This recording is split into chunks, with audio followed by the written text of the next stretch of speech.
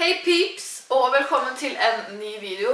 Jeg er alene her, eller Johanna står bak kamera da, men hun fikk ikke lov til å være med i dag, fordi jeg tuller. I dag skal jeg snakke om ting som irriterer meg med irriterende personer. Fordi jeg har funnet ut i det siste at det er ganske mye. Husk å gi den videoen en tommel opp hvis du synes den er tommel opp. Tommel, hitten på topp. Og subscribe til kanalen min hvis du synes jeg er kul, som jeg selvfølgelig er.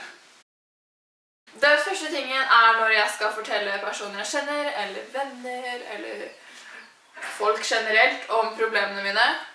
Og de snur alt om til seg selv og bare snakker om sine egne problemer. Og jeg vet ikke hva jeg skal gjøre når katten min døde. Det var sånn, hele mitt bare forhold sammen. Jeg skjønner helt hvordan du har det. Da jeg var 2, så døde pinnedyret mitt, og jeg har fortsatt traumer.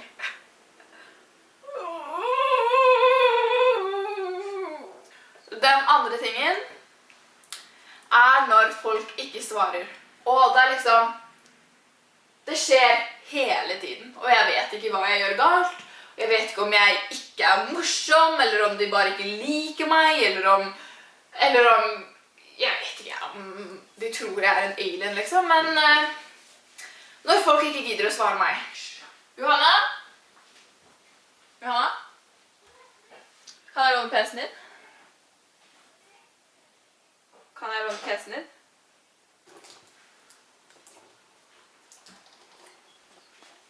Den tredje tingen er når jeg ikke er i godt humør, og folk synger høyt.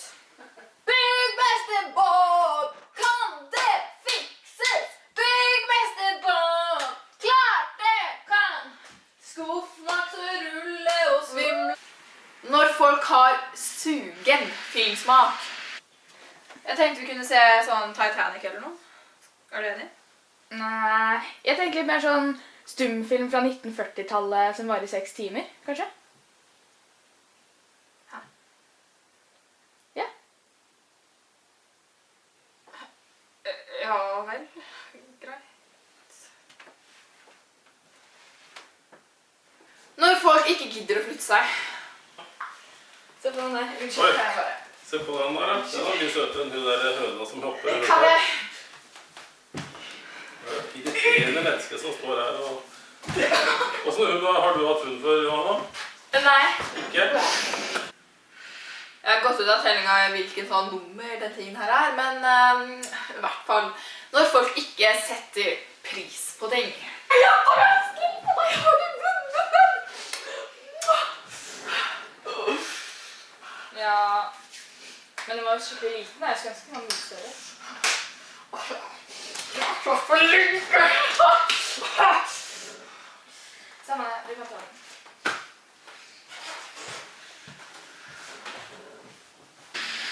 En annen ting som irriterer meg helt jævlig mye, det er helt sykt, det er kanskje den ting som irriterer meg mest, er når folk sier vet ikke. Som når man skal finne på noe, det er sånn hva skal vi gjøre? Vet ikke. Hva skal vi gjøre? Jeg vet ikke egentlig. Skal vi spille Sims? Jeg vet ikke, jeg har egentlig aldri spilt det før. Hva vil du gjøre da? Jeg vet ikke. Den 7. tingen er når folk glemmer ting som jeg må ta med til dem. Fuck my life! Kommer! Jeg skal bare ta med ting til Johanna først!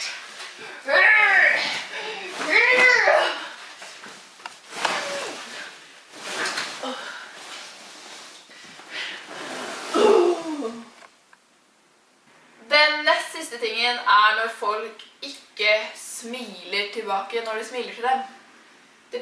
Som om de bare ser på deg, som de tror de vet hvem du er, og tenker sånn, du er ikke verdt å smile til, så bare... Wow.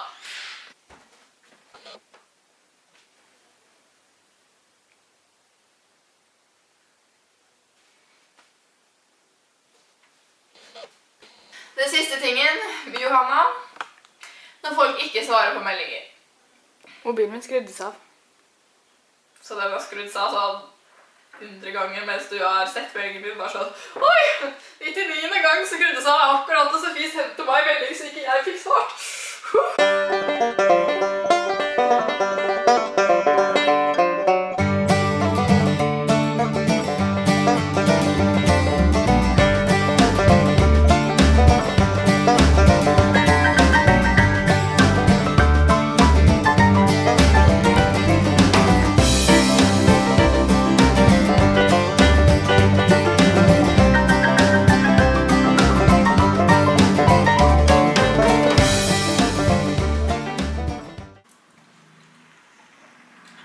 Det var alle tingene.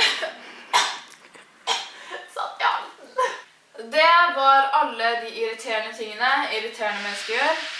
Likte du videoen, husk inn en tommel opp for at jeg skal legge ut flere videoer som dette, hvor jeg blir sinnet på folk. Det synes jeg er veldig gøy. Og husk å subscribe til meg for flere videoer. Shalabais! You used to call me on my cell phone late night when you need my love. Call me on my cell phone late night when you need